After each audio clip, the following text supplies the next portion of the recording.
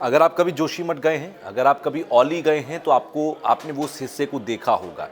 अब जोशीमठ के ऊपर एक बड़ा खतरा मंडरा रहा है। ये खतरा आप इस तरीके से समझिए कि वहाँ रहने वाले जो लोग हैं, जो मकान वहाँ पर हैं, उन घरों में अचानक से दरारें आ गई।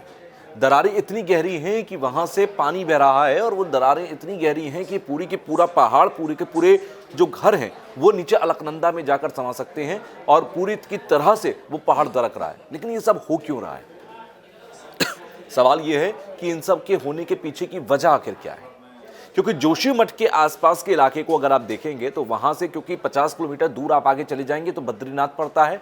आप जोशीमठ से लगभग 14-15 किलोमीटर ऊपर की तरफ चले जाएंगे तो औली, जो कि एक हिल स्टेशन है, वो पड़ता है।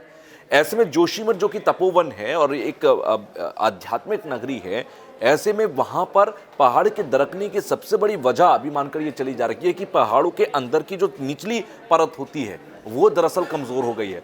क्यों हो गई है? क्योंकि लगातार कई ऐसी परियोजनाएं हैं जो लगातार वहां पर चल रही हैं, जिनका काम अभी तक चल रहा है। वहां टनल बनाने का काम अभी भी चल रहा है, वहां पर एनटीपीसी का पावर प्रोजेक्ट है वो चल रहा है, वहां पर कई हाइड्रो प्रोजेक्ट्स हैं जो कि वहां पर काफी समय से रनिंग कंडीशन में हैं। तो ऐसे में सवाल यही है कि भूवैज्ञानिक जो है वो ये मान रहे हैं कि ये तमाम जो पावर प्रोजेक्ट्स हैं, जो तमाम जो अलग अलग टनल के प्रोजेक्ट्स चल रहे हैं, यही सबसे बड़ी वजह है जो जोशीमठ के पहाड़ को कमजोर करते जा रहे हैं। और अब इस हद तक कमजोर हो गया है कि वो पहाड़ दरक रहा है, यानी कि पहाड़ खिसक रहा है। मैं जोशीमठ गया हूं, मैंने देखा है जोशीमठ के अंदर एक घनी आबादी है। पहाड़ के आसपास के इलाकों में पक्के मकान लोगों के बने हुए हैं। उन पक्के मकानों में आज दरार पड़ चुकी है, काफी चौड़ी दरारें हैं। लोगों के घरों के बीच में से पानी बह रहा है क्योंकि वहां पर दरारें आ चुकी हैं। हालांकि सरकार बहुत हद तक यहाँ पर गंभीर है इस मामले को लेकर।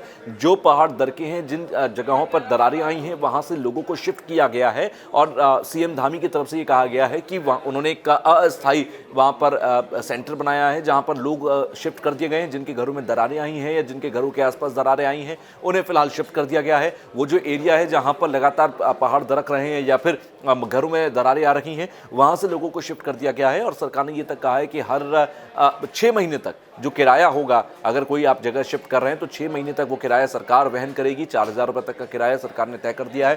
फिलहाल कई तरीके की कोशिश की जा रही है, सारे प्रोजेक्ट्स का काम रोक दिया गया है। रोप वे वहां पर चलता है, उस रोप वे को भी फिलहाल अस्थायी तौर पर रोक दिया गया है।